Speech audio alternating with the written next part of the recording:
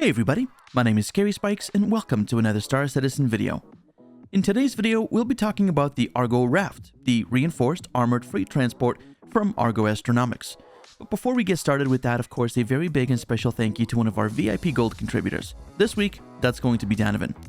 Donovan's been with us since the beginning and he's a very active and also a very generous member of our community. Big thanks to him for continuing to support what I do here and for being a VIP Gold member, as well as, of course, being a member of our community. If you'd like to join us live on stream, you can see us on Twitch Wednesdays and Fridays at 8 p.m. Eastern. Of course, we also have a wonderful Discord community and we'd love to see you there. You can find the links for all of those down in the description below. Without further ado, let's go ahead and get into this thing and see what it's all about.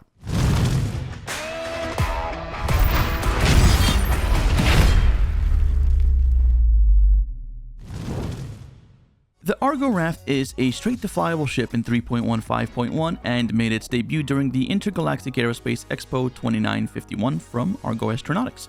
Now, I know that's a mouthful, but basically what it means, it's a brand new ship and it's available now. So if you want to get your hands on that, it's $110 US for new money, aka War Bond, and if you want to spend store credits, it'll cost you $125. There's a total of 96 SCU on this ship, and as we have a look on the outside here, there's a few things that I want to talk about and show you. What's pretty cool about this, though, is that the canopy is very, very similar to that of the Mole, which is Argo's dedicated multi-crew mining ship. One of the things that I like about this ship here, the RAFT that is that there's a number of lights out here, and being a bit of an industrial ship, I think that's actually really cool. Unfortunately, though, one of my gripes is that this doesn't properly translate into what we can see on the ground. Now, I know we've got a little bit of sunshine left here on aerial, but you really can't see much. I mean, we're getting a hint of it right now, but even in the dark, you can't really see too much. So I really wish that CIG would make these a little bit stronger, since this is an industrial ship and you're going to be doing a lot of work outside of it, as much or probably close to as much you'll be doing on the inside of it. So having those lights be a little bit stronger would definitely work and help out. And it would be nice to see them on the sides of the ship as scene lights as well, but we'll get to that.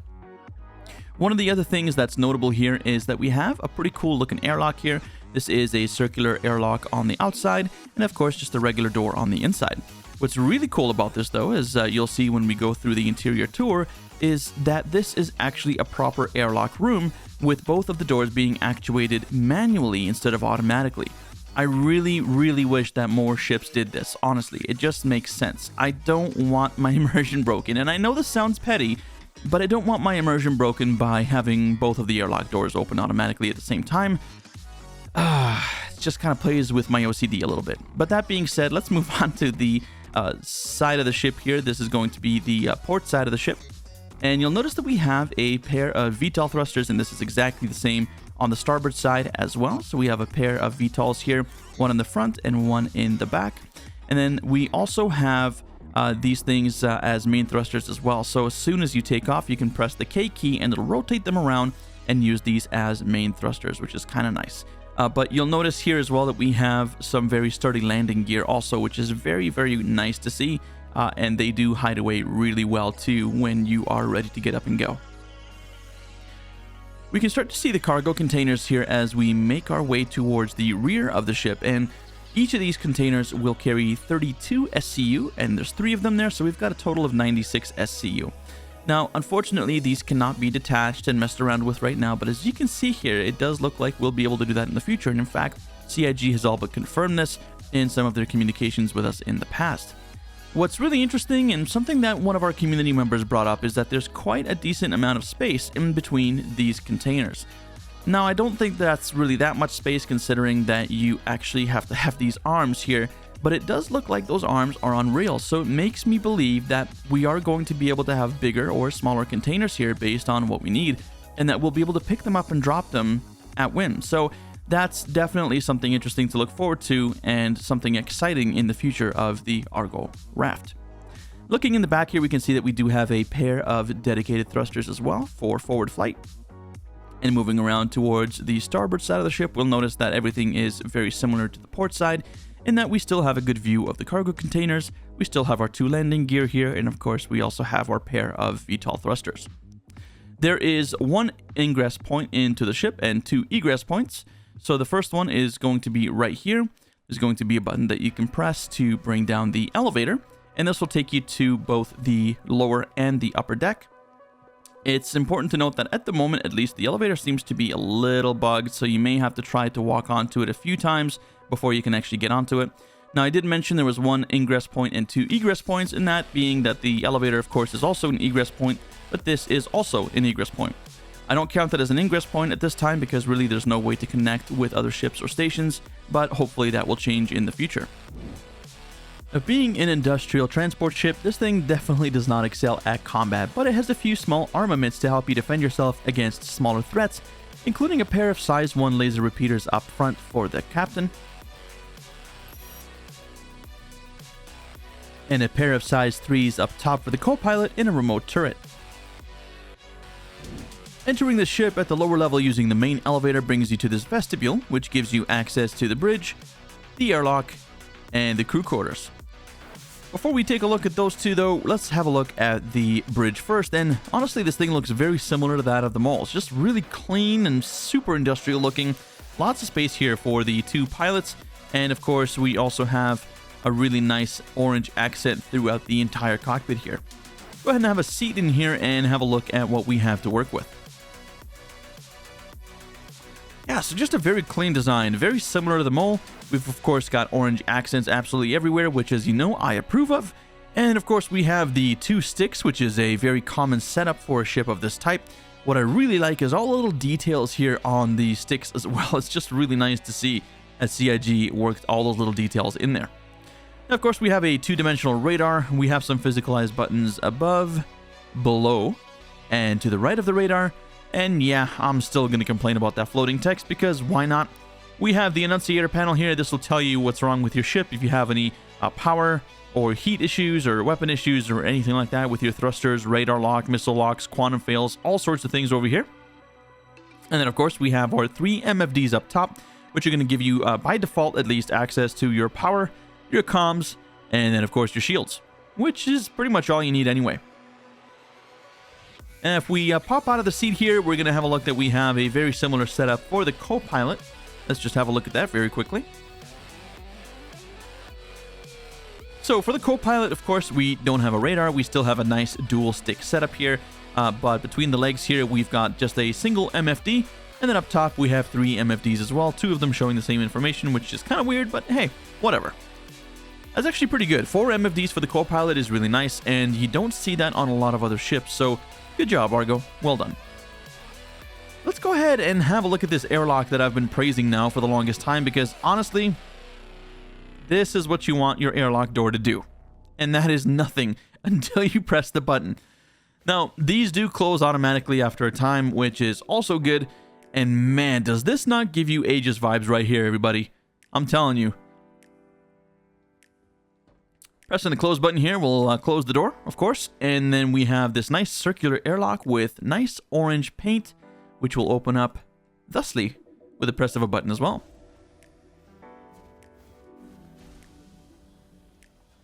That is pretty cool. I just love that it's nice and slow and deliberate. I mean, it's not too slow, but it makes it feel hefty and just physicalizes it for you. It's just really well done. So let's go ahead and have a look at the rest of the ship here. And the only part that we have left to do, of course, is the crew quarters here, which will open for us automatically. And this is honestly a very, very generous crew quarters. Don't worry about that. We'll have a look at that in just a moment. So we have some storage over here, which we'll have a look at again in just a second. We have a very generous table here. Now, this is seating for 2, even though it looks like it is seating for 4. And what's kind of cool is it looks like you might even have some storage under here, which is pretty nice. There's like a little bit of a divider there. I'm not sure if you guys noticed. And then this is the actual seat. So that's pretty cool. I do like modularity built into ships, little hidden compartments and things like that. So definitely enjoying the practicality here. And I really like the design too. There's a number of different elements here. We have something that looks like a metal floor. And then we have what looks like some foam or something like that, or some sound dampening material here, which is pretty cool. And then, of course, we have a nice window, which will look out towards the cargo containers, which is pretty cool. Now, for a ship of this size, honestly, the kitchenette is extremely generous. Like, this is just really, really nice. You have everything that you could ever want here. And, of course, everything is nicely branded with the Argo name. I really like that. But this is cool. I love the colors and the spacing, and everything is just nice. And I like that we have what looks like some additional storage down here, and then down here we have some cleaning supplies, so that's pretty cool. And moving on, of course, we do have the bunks. I imagine these will also work as escape capsules or escape pods. And we notice that we have a little bit of a nice padded design in here. We do have a light for each one, which I'm not 100% sure is adjustable. I don't believe that it is. And we do have a screen here as well as what looks to be a little bit of a vent over here too. So very nice. Not the most comfortable looking, but honestly for a ship of this type, it's absolutely fine. Now, along personal storage and local storage, we of course also got ship-based storage in 3.15, but there's a different way to access that here on the raft. So check this out. How cool is this? Now, before you go crazy, because I almost did, just keep in mind that unfortunately, the storage is not yet compartmentalized, which means it doesn't matter which one of those you interact with, you're going to get the same ship storage no matter what. Now, of course, the ship storage is still divided up between you and other players. So, for example, if somebody were to put something in there, they're only going to be able to see what they put in there, and you won't be able to see it. And likewise, they won't be able to see what you put in your ship. But being able to access the storage from here is just giving me chills, man. In the best of possible ways. It's just so cool to be able to see this stuff starting to show how it's going to look in the future and how it's going to behave, and having that storage physicalized by being able to access it here at the lockers just is really, really exciting, and I just can't wait to see how it's going to be implemented down the line. Now we have another door here that's going to lead us to some utility closets. These I assume are going to be for suits. You can simply just open them up by clicking on the little button here. There you go. All right, and then we have the bathroom here. Now, this is a ship for two, keep in mind, so the bathroom is going to be quite small. This is a bit of a shoilet here, I guess you could say, but you do have access to everything that you could want. You got a sink right there. And then you can press that button there, and then you get automatic access to the toilet, as well as, of course, the paper there.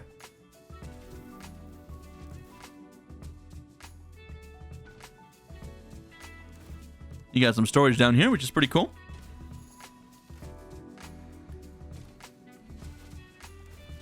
And then, of course, you can close the door behind you. There is a little bit of frosting here. I kind of wish there was a little bit more frosting on the glass for privacy reasons, but hey, it's all good. We do also have a lock button here on the washroom that you can click to lock yourself in here so that nobody comes after you. And then, of course, unlock and open the door whenever you're ready and whenever you're good to move on. Now, moving back here, we do have a ladder, which is going to go up to engineering, which we'll check out in just a little bit. And then, of course, we have some gun racks here, which will store about 3 pistols, it looks like. Yeah, 3 pistols in there and a couple of rifles. That's going to be one for both the pilot and the co-pilot. So lots of space for everybody here. Now, if you guys know the difference between these ones here, which are lit in white, and these ones which are lit in red, please let me know. I don't know the significance of the lighting here. And of course, we have the O1H and the O1 over there, and then the O2 and then the O2H. I'm guessing this is going to be for different types of suits, like maybe these ones for suits that are protecting against higher temperatures, and then these ones are just like regular clothes. But do let me know. They appear to be the same in construction in any case. And then, of course, we do also have this nice ladder, which we're actually going to go ahead and just take the elevator. But I hope you enjoyed the tour on the bottom here. Let's go ahead and start looking at the top. We'll take the elevator up, and we'll go from there.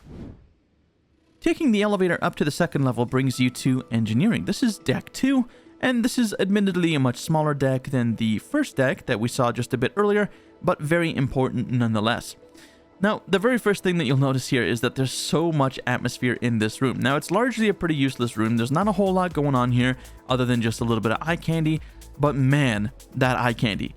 I don't know what it is, but between the materials used here, the way that the lights fall on the different components in here, the mist and the coloration used, it just really gives me some perfect dark vibes. No? Just me? All right, let's go ahead and move on. Now we have a door over here. This is going to take us to our component room.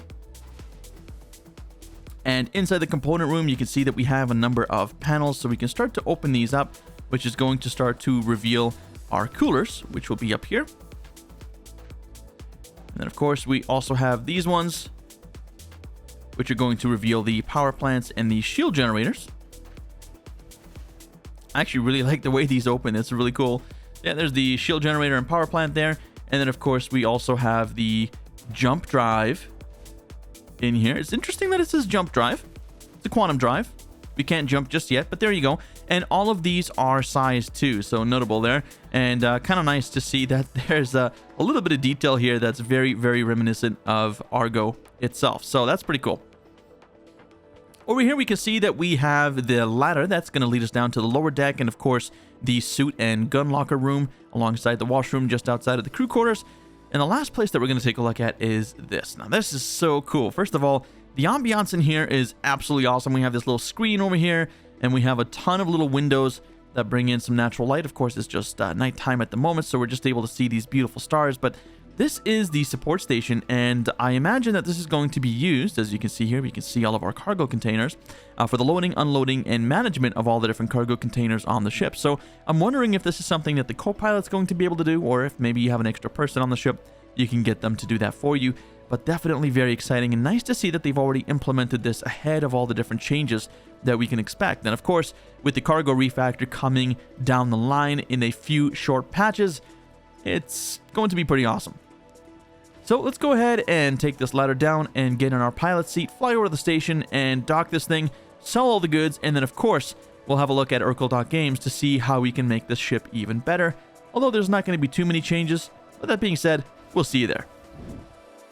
Alright, ladies and gentlemen, so let's go ahead and have a look at Games here. And of course, you can follow along by following the links down in the description. One of those is going to be the default loadout that you'll get straight out of the factory. Second one is going to be my loadout, and hey, if yours is different, that's totally okay. So feel free to follow along, and if you have any comments of your own or anything that you want to include, including your own builds and links for those, make sure to drop those down in the comments. Right, so the very first thing here that kind of sticks out to me is it doesn't give you the choice of weapons for pilot, and pilot weapons are definitely a thing on the raft, although they're not a very special thing, but they are a thing. Now, when I was messing around with my raft, I was able to put size 1 laser repeaters on it. Honestly, at that size, I don't think it really matters what you put. I think repeaters would still be better than cannons, as cannons tend to scale up better with larger sizes, i.e. size 5+. So you'll probably want to put something like that there. But whatever you want to put on there, honestly, not going to be a big difference. I put a pair of Badgers on there for myself. Again, you're not going to be going out and doing much combat with this thing. And this right here, the turrets are going to be a lot more important to you because, first of all, you don't have to control them. That's nice. You can get a co-pilot friend of yours to control those for you. And more importantly, they're size 3s, which are definitely going to be a lot better at trying to sort of keep smaller ships and fighters and stuff at bay, or at least discourage them from getting too close. So for those, we're going to change those from the M5As, which are the laser cannons, which again, they don't scale particularly well at smaller sizes. They scale better at size 5+, or even at size 4. You can use cannons, they'll be okay. But I prefer the Panthers, so we're going to go ahead and change those. And unfortunately, you don't get a choice of the mount, so you are kind of stuck with size 3s there. Now moving on, of course, we don't have any missiles or any of this other gibberish here, so nothing to worry about there. We're going to go straight onto the shields, and just like the power plants and the coolers and the quantum drive, everything is size 2 here, so nice and easy. And for the shields, we're going to go ahead and change these over to FR76s. Okay, that's going to give us a pretty good shield pool and recharge, and they are pretty decent shield generators. Mind you, you'll probably have to go to like Orison or something for them. You can always check in the individual categories here where you can get everything. You just add stuff to your cart on Games, and it'll tell you where to go get them. Okay, so FR76s is what I'm going to run. Now, the Diligences, honestly, they're okay. I don't imagine that you'll need to upgrade these. I mean, this is probably going to be the last thing you're going to upgrade. But if you do want to upgrade them, you can just get the Quadracell MTs. And I'm not 100% sure as to the stats. It looks like their output is similar, but maybe they have slightly better stats. So make sure to go check those out in your own time there. Now, for coolers, again, the coolers don't play a massive role just yet. Not as much, at least, anyway. Of course, they still do their job. But for coolers, we're going to go ahead and change them over to avalanches here. Now, there is a small change here. I mean, it's actually a pretty decent change if you go with the snowpacks versus the avalanches. The problem is the snowpacks are a lot more expensive. So if you've got the dash, definitely spring for the snowpacks. If you don't, I think the avalanches will do you just fine. And unless we have some, major updates in the future that change the way the coolers work, this will be just fine for now. Okay. All right, now for the quantum drive, you are definitely going to want to change this out. And there's a couple of options. We're going to go straight down to military here. And the options to choose are going to be XL1 or Crossfield. Now, if you don't care about how much you're paying for fuel and how often you're filling up, and you just want to get from point A to point B very, very quickly, especially if those points are further apart than they are close, then you want to go with an XL1. That is pretty much the best that you're going to get right now. If you do want to save a little bit of money on fuel and you're not too crazy about getting there yesterday, then you can definitely spring for a Crossfield, and that is honestly really, really good. A lot of the military ships in Star Citizen, especially some of the newer ones, are coming out with the Crossfield, like the Redeemer, for example. And honestly, it's a really good quantum drive, and it's better than what you've got in here. So if you're a little tight on funds, go with the Crossfield. If you want the best of the best, though, you definitely want to go with the XL1. Now, the paints, of course, are going to be a little bit of sort of a subjective thing, so I'm just going to go ahead and leave that blank and pick whatever you want for that. And then with respect to everything else, we don't really have a choice of anything else at the moment, so that's going to complete our build. So, ladies and gentlemen, if you enjoyed the video, please let me and YouTube know by leaving a like down below. Of course, subscribe if you're new, and ring that bell so that you don't ever miss any of my future weekly uploads. Now, you can, of course, check us out on Twitch. I am live Wednesdays and Fridays at 8 p.m. Eastern over on Twitch. And also, you can drop by our amazing Discord community if you need help, if you want to just find people to chat with, play the game together with other people. Of course, we also have an amazing organization as well that you can join once you're in there with a bunch of different types of SIGs, special interest groups, that is, where you can learn about the game at your own pace and meet other people that like to do the same things that you do. So if that's something that interests you, make sure to double check the description down below. All the links will be down there. All right, well, once again, thank you so very much for making it until the end of the video. I very much appreciate you watching, and I hope to see you in the next one.